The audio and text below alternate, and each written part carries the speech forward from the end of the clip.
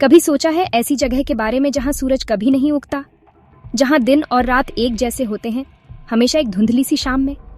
India के बीचों बीच ऊंचे ऊंचे पहाड़ों और घने पुराने जंगलों के बीच बसा है अंधेरा गांव। यहाँ सूरज बस एक भूली हुई कहानी है, एक पुरानी याद है, एक रोशन समय की। अंधेरा किसी भी नक्शे पर नहीं है।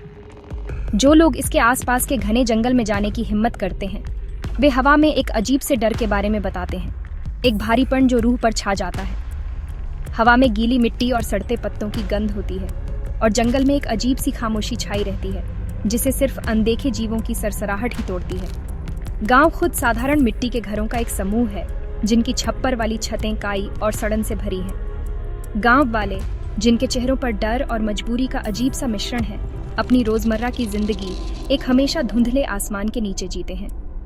वे धीमी आवाज में एक पुराने श्राप के बारे में बात करते हैं, एक बुरी शक्ति जिसने उन्हें बिना रोशनी के जीवन जीने के लिए मजबूर कर दिया है। कहानी है कि अंधेरा कभी एक खुशहाल गांव था, जो सूरज की गर्म रोशनी में नहाया रहता था।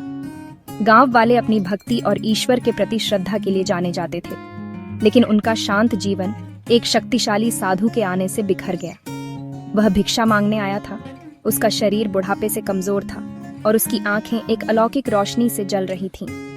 गांव वालों ने अपने घमंड और अनजान के डर से अंधे होकर बूढ़े साधु को भगा दिया। उनकी बेरुखी से क्रोधित होकर उसने गांव को श्राप दिया, यह घोषणा करते हुए कि सूरज फिर कभी उनकी जमीन पर नहीं आएगा। अंधेरा उनका हमेशा का साथी बन जाएगा, उनकी गलती की एक निरंतर याद दिलाता रहेगा।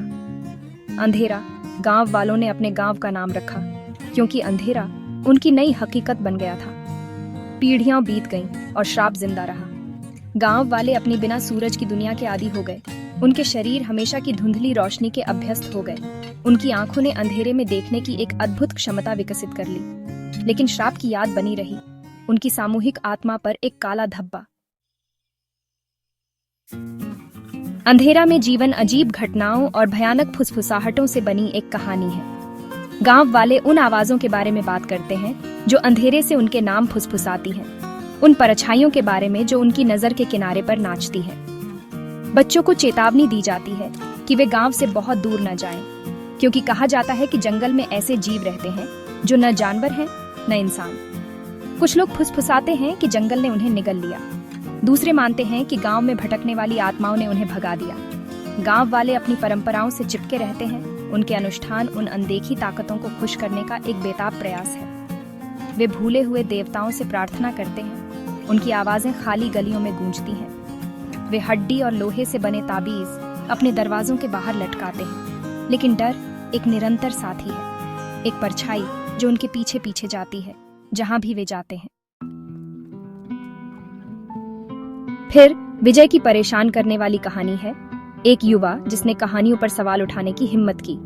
विजय ने अपने साथियों के विपरीत अंधेरे को स्वीकार करने से इनकार कर दिया। वह सूरज के लिए तरसता था, उसके आलिंगन की गर्मी के लिए। उसने अपने दिन प्राचीन ग्रंथों को पढ़ने में बिताए, उस श्राप को तोड़ने का तरीका खोजने के लिए जिसने पीढ़ियों से उसके गांव को त्रस्त किया था। एक दिन विजय गायब हो गया। वह बिना किसी निशान के गायब हो गया, अपने पीछे कुछ भी नहीं छोड़ा, सिवाय अपने मामूली सामान और बेचैनी की भावना के जो गांव पर कफन की तरह छा गई। उसकी डायरी उन्मत्त लिखावट और अजीब चित्रों से भरी बहुत अटकलों का विषय बन गई। कुछ का मानना था कि विजय ने श्राप को तोड़ने का एक तरीका खोज लिया था और उसे उन ताकतों ने चुप करा दिया था जो अंधेरा को अंधेरे में फंसाए रखना चाहती थीं। दूसरों ने फुसफुसाया कि विजय की जिज्ञासा उसे सच्चाई के बहुत करीब ले गई, कि उसने एक ऐसा रहस्य उजागर कर दिया जो सहन करने के लिए बहुत भयानक था।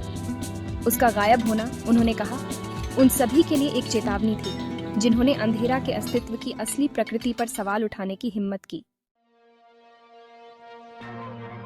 उसके बाद के वर्षों में और भी गांव वाले गायब होने लगे, उनका भाग्य अज्ञात। डर दहशत में बदल गया और जल्द ही अंधेरा सुनसान हो गया।